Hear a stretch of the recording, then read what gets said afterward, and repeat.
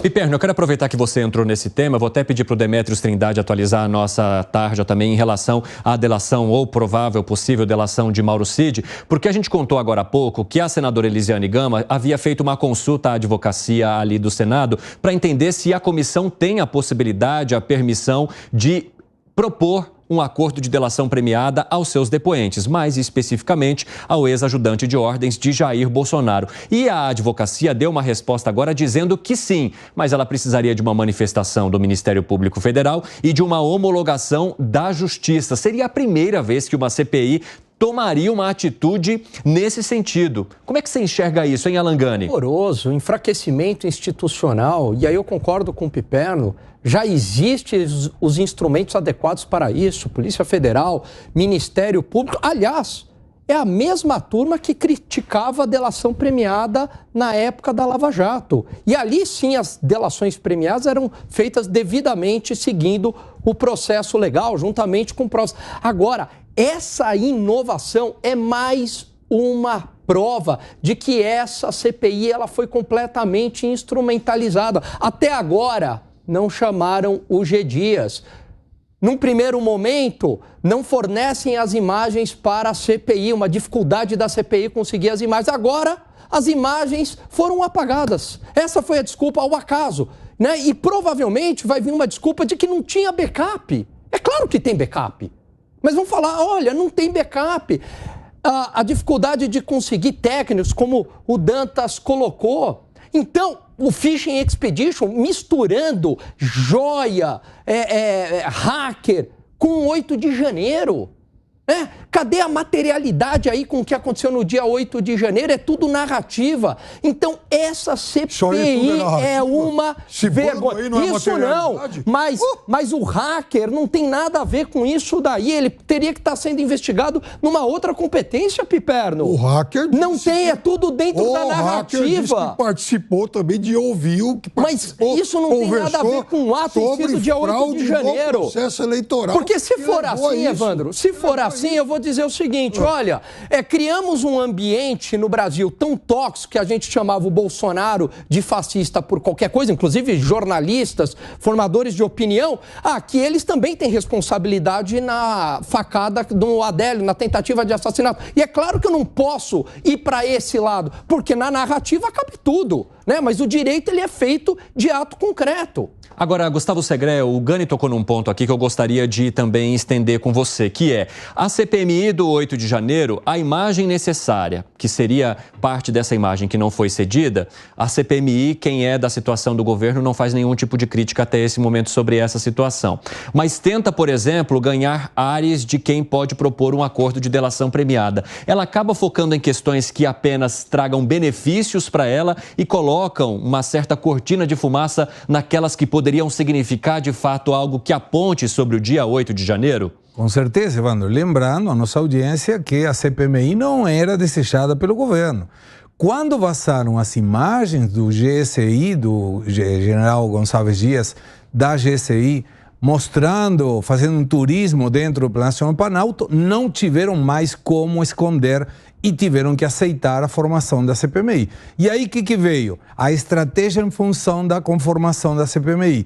Tinha que sujar o campo para que nada fosse descoberto e para que nada fosse resolvido. E em função desse acordo de delação, historicamente os acordos de delação, e isto está na lei, determina que deve ser voluntário, que deve participar um advogado de defesa, que tem que participar o Ministério Público e que um juiz. Não é a questão só da justiça, tem que ter um juiz que determine que está de acordo e homologa. Lembremos da época da Lava Jato, era um juiz que tinha que aceitar essa delação, desconhecendo internamente o que é incluso nessa delação.